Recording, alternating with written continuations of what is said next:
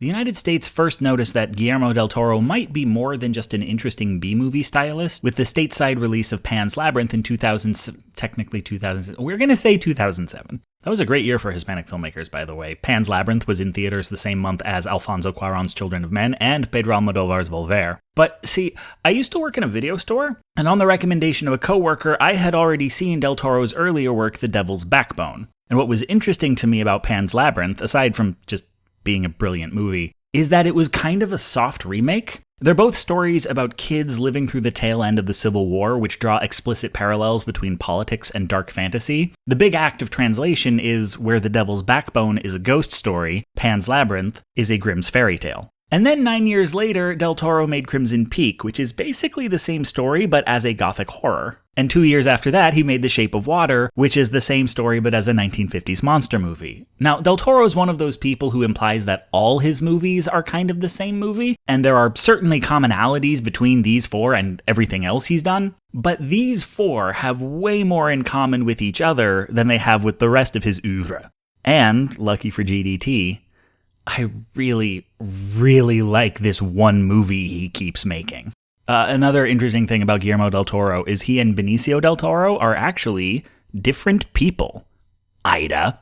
The core component to all these films is the monster is never the monster. If we want to break that down into its constituent pieces, I'd say there's the monster, the hero, the other, and the wince. So, the monster, the real monster, is always human. Not humanity, just individual humans. Humans who are avatars of oppressive power structures. In what will be a running theme, this is a bit looser in The Devil's Backbone before the formula really gets solidified in Pan's Labyrinth. Does that mean it's a stretch to include it as part of the pattern? Yeah, maybe. You want to fight about it?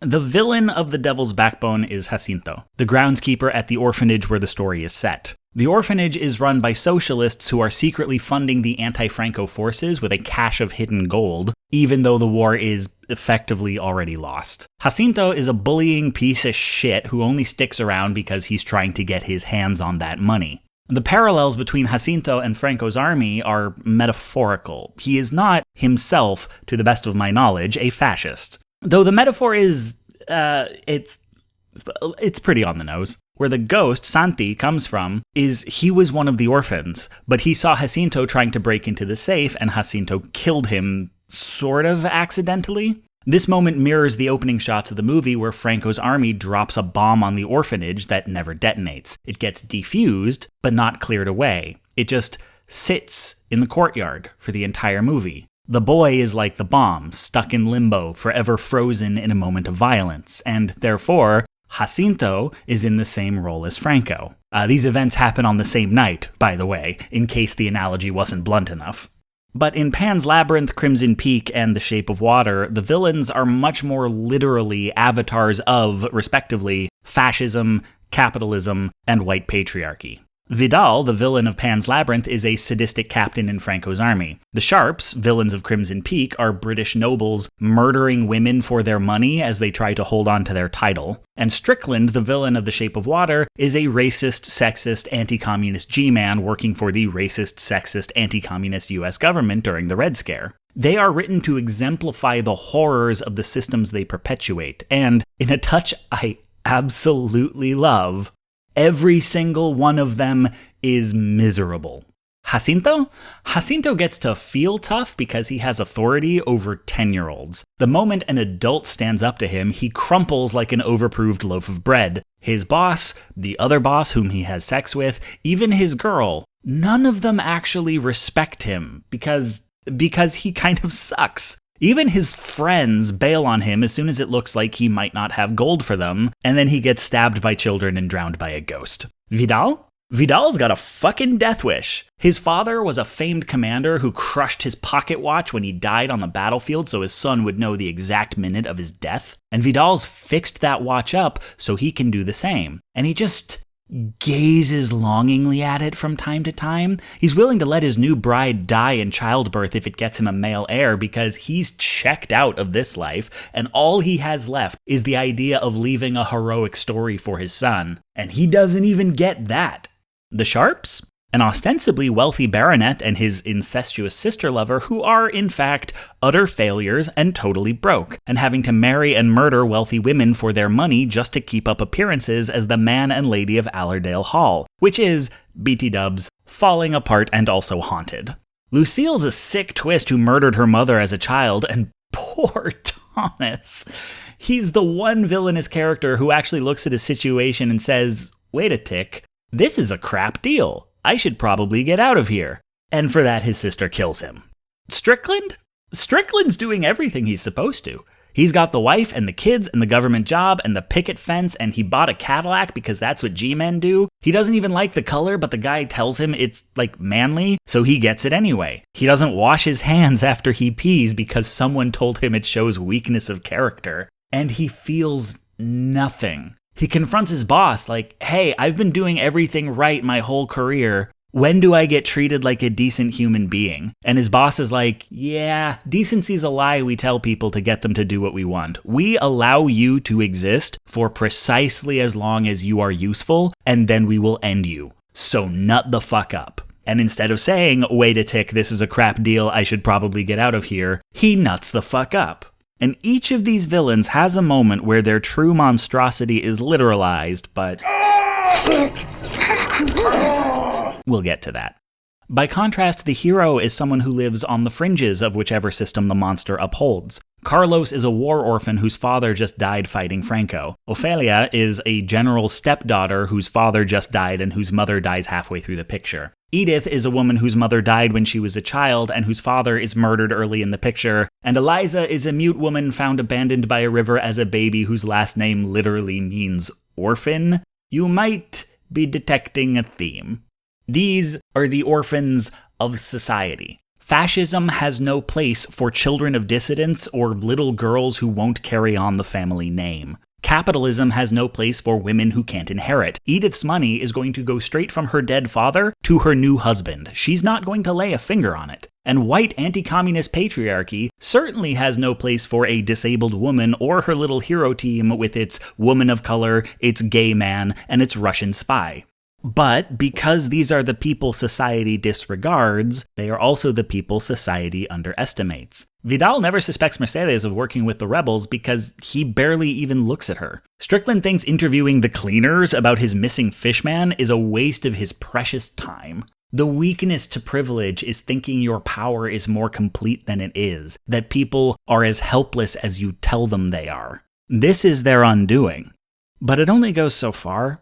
These are stories about surviving, even escaping oppressive systems, but not about changing them. Franco stays in power. Dead capitalists and patriarchs will be replaced with living ones. These are all period pieces, and at those times in history, society's orphans endured, they took small victories, they managed to find joy that could not be taken from them. But they didn't win. Killing a monster does not defeat inhumanity. Speaking of inhumanity, let's talk now about the other. Let's talk about ghosts, fauns, and fishmen. Scary and dangerous, but not evil. What's interesting about Del Toro's work is the monster is never the monster isn't a twist. Just how much of a monster the human is, that's a twist, usually in Act 3, and we'll get to that. But Carlos figures out pretty early that Santi just wants to talk. The faun greets Ophelia with nothing but praise. Yes, this one has some evil monsters, but not all monsters. The first ghost Edith meets is her mother showing up to give her a warning, and Fishman is hot. These creatures are unseen by society and unloved and sometimes persecuted. All they want is to be heard or to fulfill a prophecy or to get some. Which means they have much more in common with the hero than the hero has with the monster. The other is terrifying because it's different, but differentness doesn't make them more dangerous than what's familiar. Every woman is familiar with patriarchy. Every person of color familiar with whiteness. Every citizen under fascism knows what the fascists believe because they print it on posters. The nature of power is that oppressors are always familiar. They make it their business, and the marginal always strange. We can read about billionaires in magazines. They aren't reading shit about us. They make it so allies are stranger to each other than the ones keeping them down. They make us fearful of the very things that can empower us. Of course they deny the existence of the other or demonize it when it can't be ignored. It is against their interest to let anyone treat it with respect, and in defiance of their own sense of justice to entertain it could deserve respect. Because if it does, so does everyone else they deny. And so their contact with the hero and the other is always dismissal, control, intimidation, and violence, until the violence is returned upon them. And so we come finally to the wince. This beat happens in all 4 movies. It's a little moment of body horror when real violence is finally committed against the monster and their inhumanity is exposed. Per usual, it's a little different in The Devil's Backbone. The kids lure Jacinto down to the pool where he hid Santi's body, and ha! Wah! Now, this doesn't communicate a ton, other than that Jacinto, however much he acts impervious and lordly towards these kids, is made of meat just like everybody. But starting with Pan's Labyrinth, the wince gets a little more... Okay, so there's 2 parts. There's the ha and the wah. The ha happens when Vidal tries to interrogate Mercedes after realizing she's a rebel, completely underestimates her, and she drops him to his knees, threatens him, and then ha! And then later he goes back to his office and wah! In Crimson Peak, Thomas finally stands up for himself, refuses to kill Edith, burns the contract that grants him the rights to her money, and begs Lucille to abandon Allerdale with him and start a new life, not as nobles, and then ha! And then wah! In The Shape of Water, Strickland off-screen gets his fingers bitten off by the fishman because he was fucking torturing him early in the movie, and then has them sewn back on. The surgery doesn't take, and they slowly turn black and rot on his hand for the rest of the film, mirroring his slow unraveling as he tries and fails to do everything demanded of him. So there's this scene after yet another setback where he pokes them and...